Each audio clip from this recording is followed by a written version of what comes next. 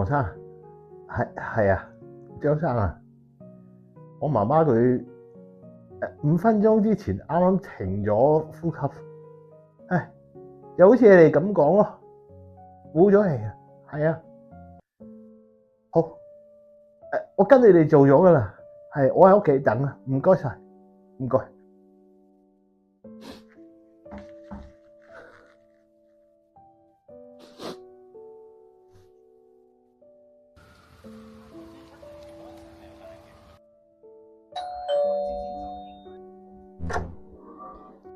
仔仔，我而家要同婆婆做個心電圖，麻煩你出一出去先啦。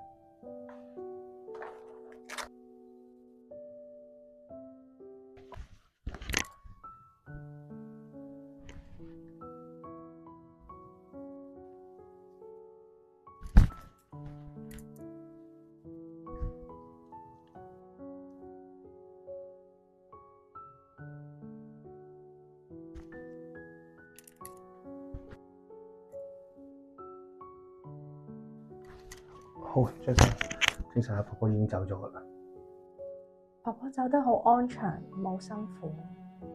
辛苦晒，多謝你接落去，多謝。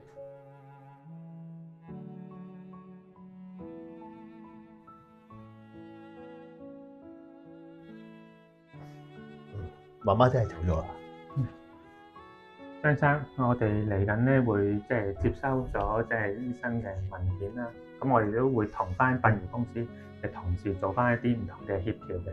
咁一陣間亦都會同先人遺體會做啲整理，咁亦都俾你可以而家去同先人可以過一段時間。咁我哋一陣間再喺唔同嘅流程完咗之後咧，咁我哋會同你一齊去同步會帶婆婆離開嘅。多謝，我同我媽媽傾咗一陣。好啊，保重。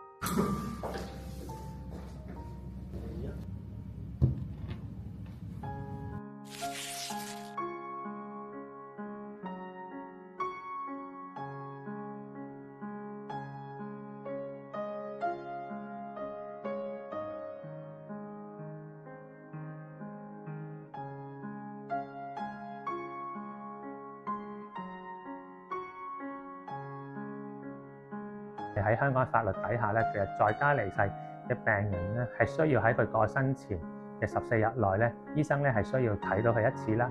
咁嚟佢離世後啦，咁屋企人咧就要通知翻醫生。咁醫生咧亦都會上門，其實去睇翻就例如先人，其實佢離世後，其實咧要宣布死亡啦，要查翻佢唔同嘅身體嘅反應啦，亦都要寫翻一啲嘅死亡文件咧，係交俾家屬。好啦，呢個咧你就繼續瞓覺，繼續瞓覺得啦，或者坐喺度都唔得。入房坐住先啦，阿 Rosa。坐住先唔使瞓。